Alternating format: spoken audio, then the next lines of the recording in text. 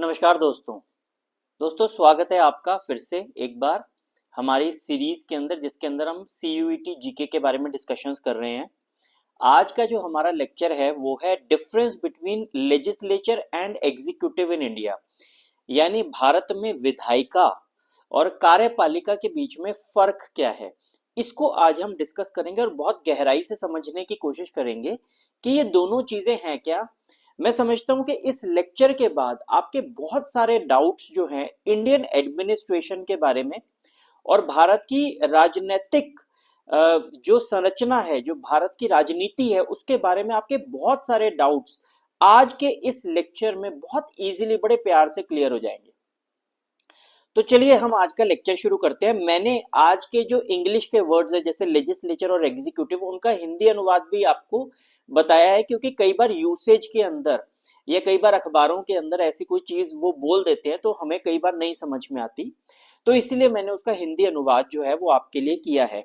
तो चलिए शुरू करते हैं हम आज का lecture, difference between legislature and executive in India.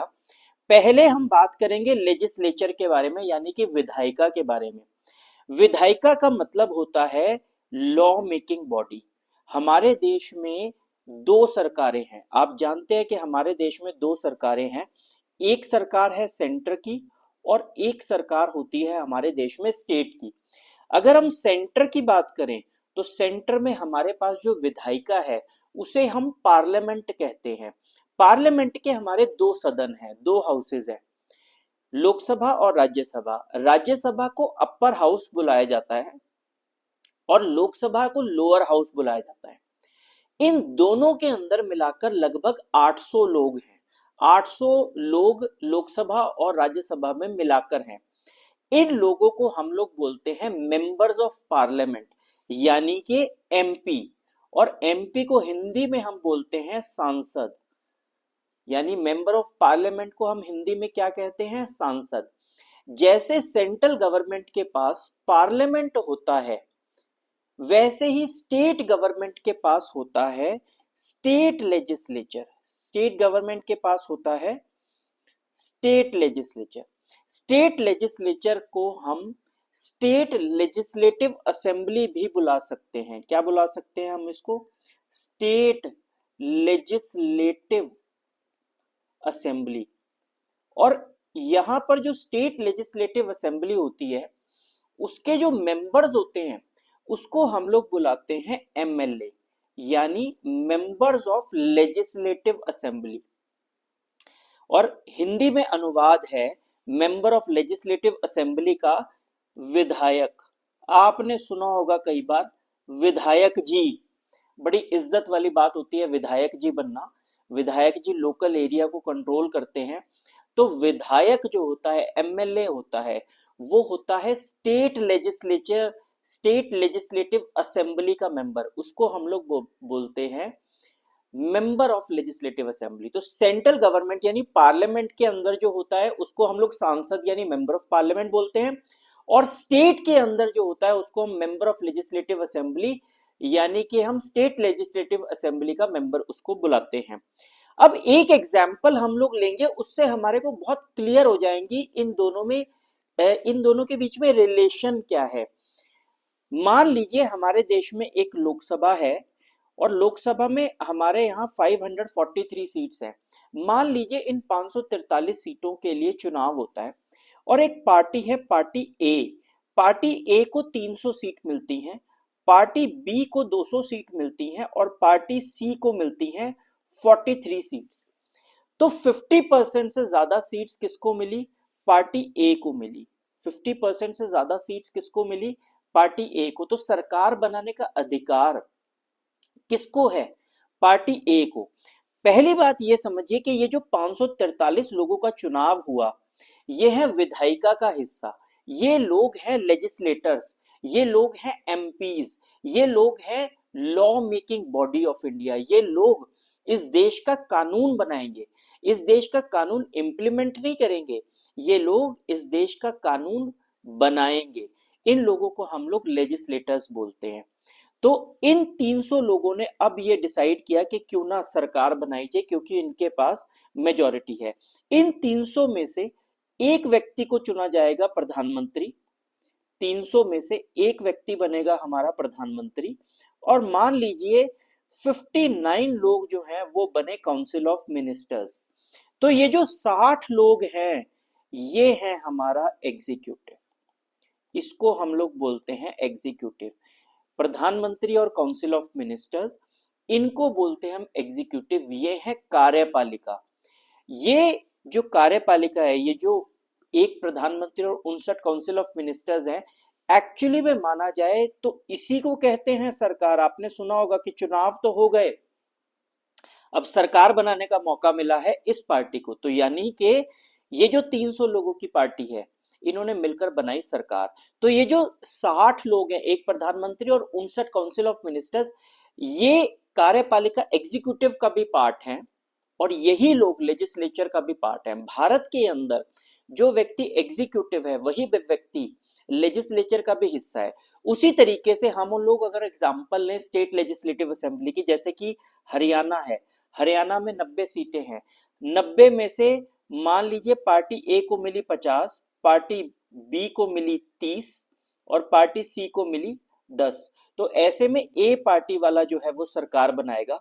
वो क्या करेगा, एक रखेगा सीएम और लगभग 9 रखेगा काउंसिल ऑफ मिनिस्टर्स। तो यानी कि टोटल हो गए 10। ये जो 10 लोग हैं इसी को हम लोग बोलते हैं गवर्नमेंट, और यही है हमारी एग्जीक्यूटिव। तो ये डिफरेंस होता है एग्जीक्यूटिव और लेजिस्लेचर के बीच में।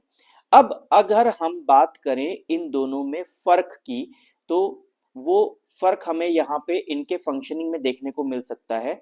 जैसे कि अगर हम बात करें कि लेजिस्लेचर का क्या काम होता है, तो लेजिस्लेचर का काम है कानून बनाना, और लेजिस्लेचर यानी एमपीज और एमएलए का काम जो सरकार में नहीं है, उनका काम क्या है, एग्जीक्यूटिव को कंट्रोल करना थ्रू डिबेट्स, क्वेश्चन आवर्स और मोशंस। बहुत तरीके की कॉन्स्टिट्यूशनल डिबेट्स, मोशंस को लेकर, क्वेश्चन आवर्स को यूज करके वो इन एग्जीक्यूटिव से, इन गवर्नमेंट से कई सवालों के जवाब संसद के अंदर, पार्लियामेंट के अंदर या स्टेट लेजिस्लेटिव असेंबलीज के अंदर पूछ सकते हैं। आपने संसद को टीवी में कई बार देखा होगा, संसद की कार्रवाई को देखा होगा, तो उसके अंदर वो सवाल कौन पूछता है, वो पूछता है लेजिस्लेचर।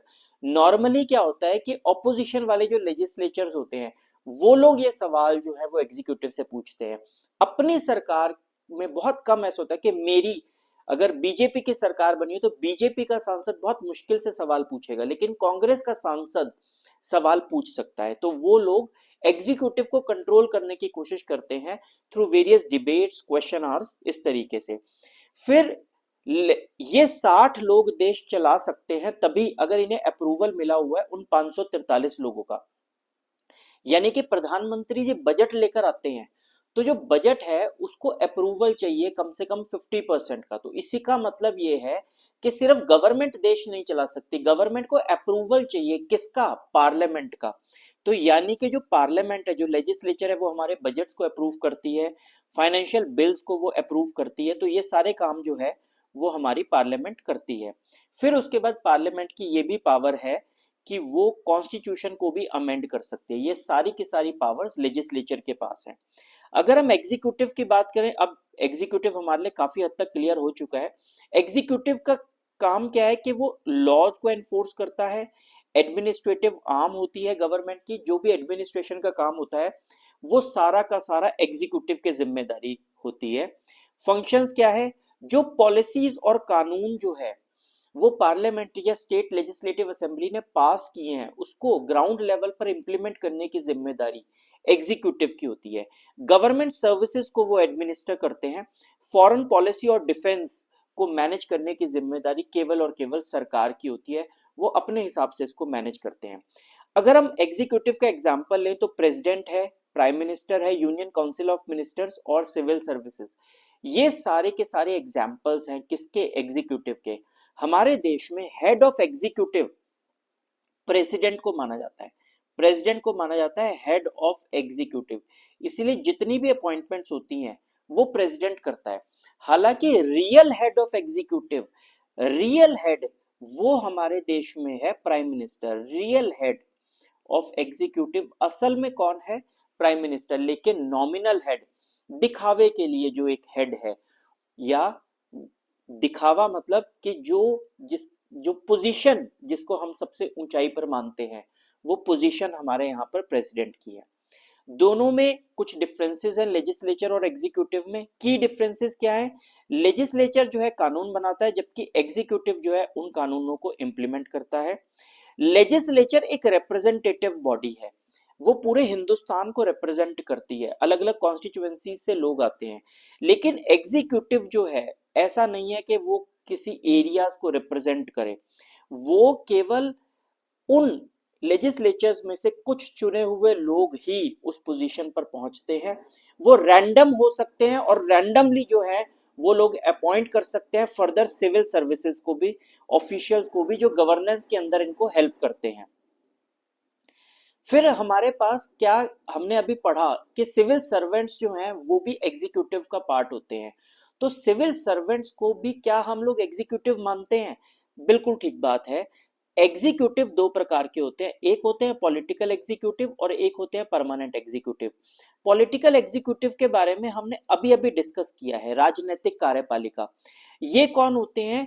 जो गवर्नमेंट के अंदर की पोजीशंस पर बैठते हैं, यानी कि सारे के सारे ministers, prime minister, governor, president, ये सब किस कैटेगरी में आते हैं? ये सब आते हैं पॉलिटिकल एग्जीक्यूटिव की कैटेगरी में। इनकी खास बात क्या होती है? इनकी टेन्योर जो है वो फिक्स्ड होती है, टेम्परेरी होती है। ये 4-5 साल के लिए आते हैं और फिर चले जाते हैं, इनको दोबारा चुनाव लड़के आना पड़ता है। कौन कौन? प्राइम मिनिस्टर, चीफ मिनिस्टर्स और बाकी मिनिस्टर्स। ये इंपॉर्टेंट डिसीजन मेकिंग में पार्ट करते हैं और गवर्नेंस करते हैं, और ये लेजिस्लेचर के अंदर डायरेक्टली रिस्पॉन्सिबल होते हैं, यानी कि स्टेट लेजिस्लेटिव असेंबली या पार्लियामेंट के अंदर सीधे सवाल इनसे पूछे जाते हैं। जबकि दूसरी तरफ होते हैं permanent executive.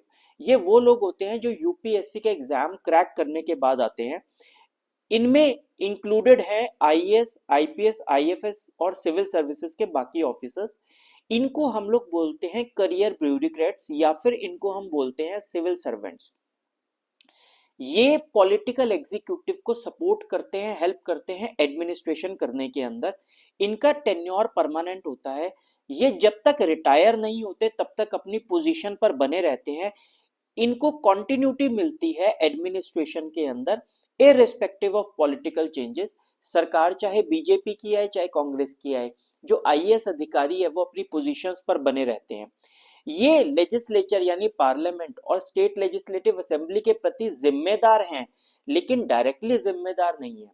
State legislative assembly या पार्लियामेंट इन आईएएस ऑफिसर्स से, इन पॉलिटिकल एग्जीक्यूटिव से क्वेश्चंस डायरेक्टली नहीं पूछ सकती है, इनडायरेक्टली इनके मिनिस्टर्स के थ्रू इनके जवाब जो है उनके सामने रखे जाते हैं। यानी पार्लियामेंट के अंदर विपक्षी टीम का कोई सांसद खड़े होकर मिनिस्टर से सवाल पूछेगा, मिनिस्टर जो है अपने आईएएस अधिकारी से सवाल पूछेगा, आईएएस अधिकारी जवाब बनाकर मिनिस्टर साहब को देगा, मिनिस्टर साहब पार्लियामेंट के अंदर वो जवाब पूरे पार्लियामेंट को और विपक्ष को देंगे। इस तरीके से जो आईएएस अधिकारी है वो पार्लियामेंट के सामने जिम्मेदार तो है, लेकिन डायरेक्टली जिम्मेदार नहीं है।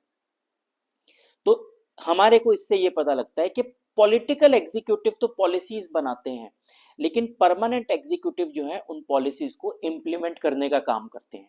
तो यहां पर हम लोग ये समझ पाए हैं कि हमारे देश में लेजिस्लेचर और एग्जीक्यूटिव में क्या डिफरेंसेस होते हैं और एग्जीक्यूटिव कितने प्रकार के होते हैं।